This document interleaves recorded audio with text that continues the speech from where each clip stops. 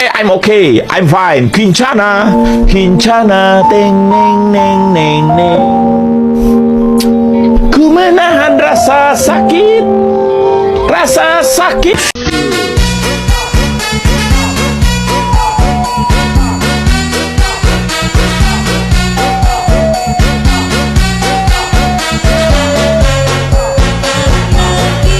Few moments later.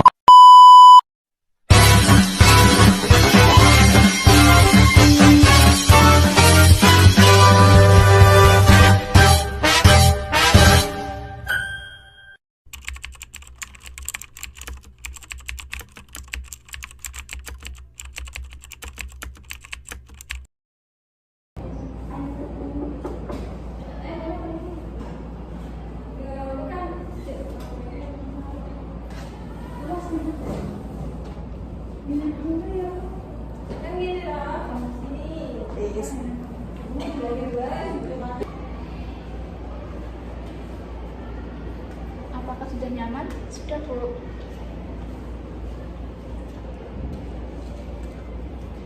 Baik, sebelumnya dengan Mbak siapa ya? Perkenalkan, nama saya Ika Hoirunisa dari kelas 12A. Sebelum datang ke sini, ada kegiatan apa ya, Mbak? Saya barusan habis rapat organisasi, Bu. Untuk hari ini kabarnya gimana ya, Mbak? Hari ini sedang tidak baik-baik saja, Bu, karena akhir-akhir ini saya sedang mengalami masalah. Ya, itu sudah terlihat dari raut wajah BK ya.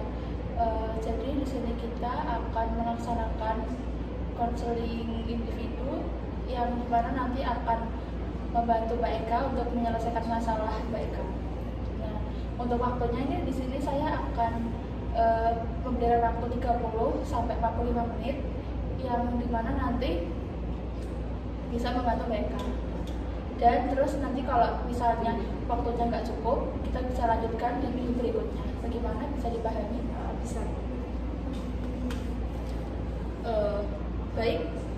Jadi di sini Mbak Eka tenang saja karena konseling ini menerapkan sistem kerahasiaan yang dimana nanti Mbak Eka itu akan mencurahkan semua isi hati Mbak Eka dan bicara secara jujur dan tidak tutup-tutupi. Baik. Harapannya setelah Mbak Eka melakukan konseling individu ini apa ya, Mbak? Yang saya harapkan saya dapat membagi waktu dengan baik, gitu. Harapannya setelah Mbak Eka melakukan konseling ini dapat mengetahui solusi yang Mbak Eka akan putuskan. Oke, jadi apa yang sedang Mbak Eka alami saat ini? Yang saya alami saat ini itu saya sering kelelahan, Bu, karena kan saya di pondok, terus saya juga sekolah, dan sekolah itu kan kegiatannya sampai siang, Bu. Terus sore itu habis pulang sekolah saya sering ada kegiatan organisasi gitu, Bu. Sedangkan malamnya saat saya pulang ke pondok itu kan ngaji sore, terus ngaji malam gitu. Jadi saya sering kayak stres gitu loh, Bu, karena kegiatannya banyak banget, terus saya juga sering sakit gitu. Apa yang membuat Mbak Eka untuk memilih sekolah sambil mondok? Karena di sini saya kayak pengen mandiri gitu, Bu. Jadi kan kalau nggak tinggal sama orang tua gitu kan bisa apa-apa sendiri gitu, nggak merepotkan orang tua juga kan, Bu. Jadinya saya belajar mandiri, terus selain saya belajar agama, saya juga berkegiatan organisasi dan sekolah itu dengan baik. Apakah itu kemauan Mbak Eka sendiri atau ada dari keluarga dan pihak lain? Itu kemauan sendiri, Bu. Untuk keluarga dan teman-teman itu gimana, Mbak Eka? Kalau orang tua saya mendukung ya, Bu, karena kan selain saya sekolah, terus kan ada mondok. Orang tua kan emang tidak memperbolehkan saya untuk keluar malam karena takut kenapa-napa. Terus jadinya kan kalau mondok itu kan kalau malam nggak boleh kemana-mana, jadinya kan saya jadi terjaga di pondok gitu. Dan teman-teman saya pun juga mendukung karena mereka juga seperti saya gitu, satu kelas, satu pondok, jadi saling mendukung gitu, Bu.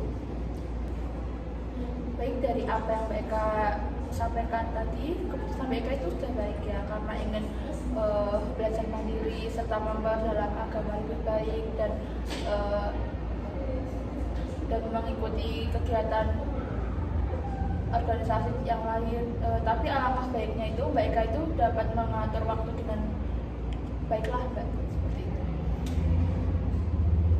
Nah, saat ini apa sih yang Mbak harapkan?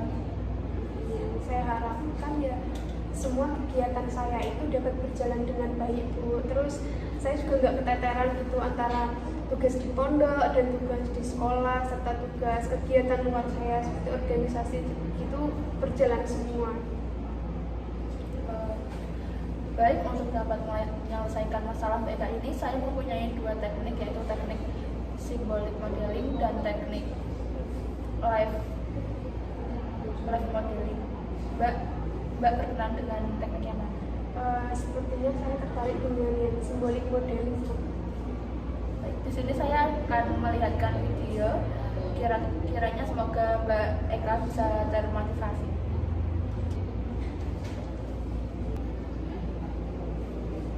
Tujuh tips mengatur waktu dengan efektif untuk meningkatkan produktivitas.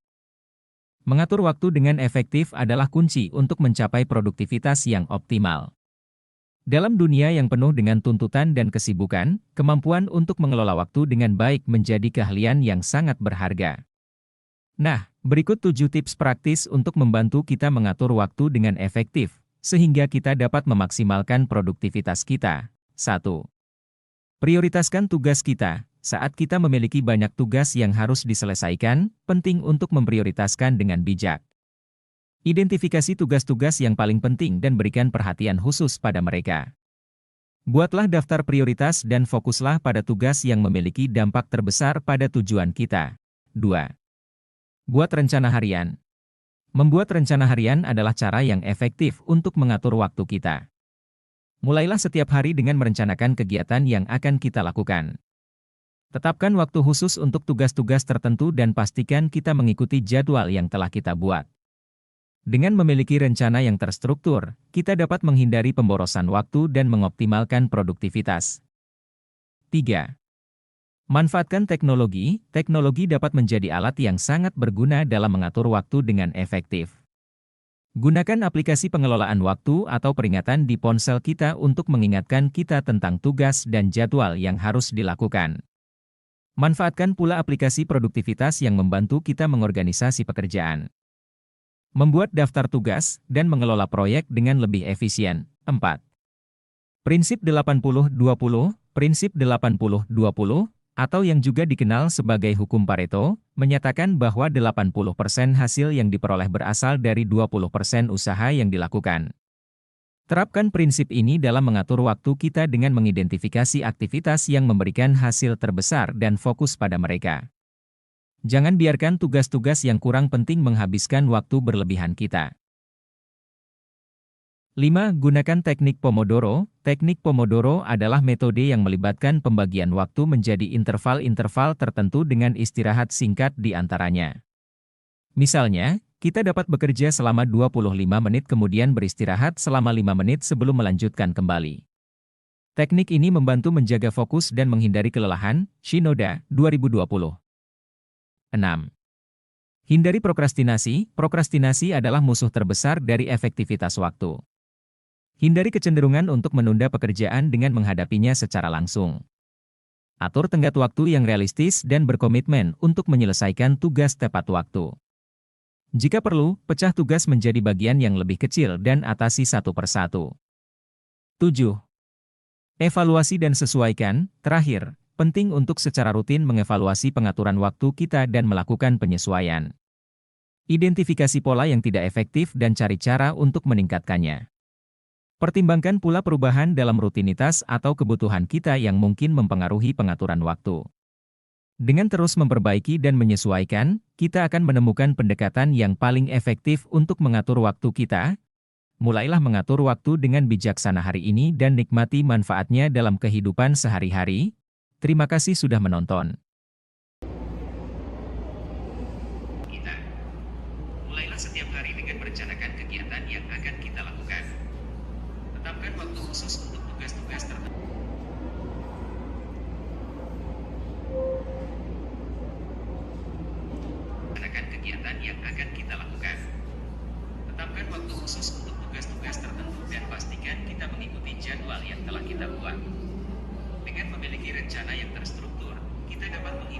terobosan waktu dan mengoptimalkan produktivitas. 3. Manfaatkan teknologi.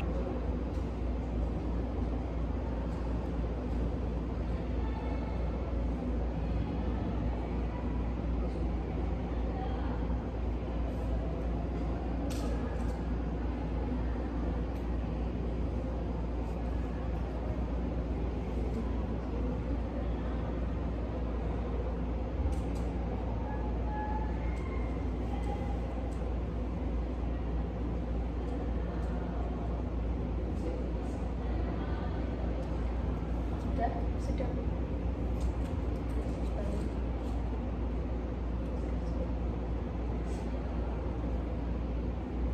Gimana perasaan Mbak Eka setelah menonton video tersebut? Tadi setelah saya perhatikan videonya itu, saya tuh menjadi termotivasi gitu untuk kayak membuat jadwal harian atau mingguan gitu Bu, supaya kayak tertata gitu loh kegiatan mana yang mau saya lakukan.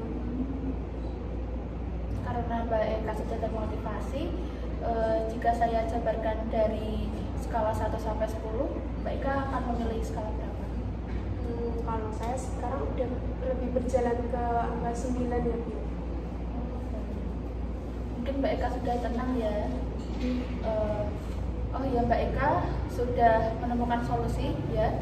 Dan apakah Mbak Eka sudah tenang? Mungkin konseling ini dapat dicukupkan ya Mbak? Dan harapannya semoga konseling ini dapat bermanfaat untuk Mbak Eka dan Mbak Eka dapat manajemen waktu agar dapat melakukan semua kegiatan Mbak Eka dengan baik, dan sekiranya itu dari saya. Baik, kalau sudah saya cukupkan dulu ya. Nanti jika ada sesuatu yang mengganjal atau yang lain bisa menghubungi saya kembali. Baik, terima kasih Mbak Eka sudah datang ke sini, dan semoga apa yang saya sampaikan bisa bermanfaat untuk Mbak Eka. Saya juga berterima kasih karena telah dibantu dalam konseling individu ini ya Bu. Ya, silakan.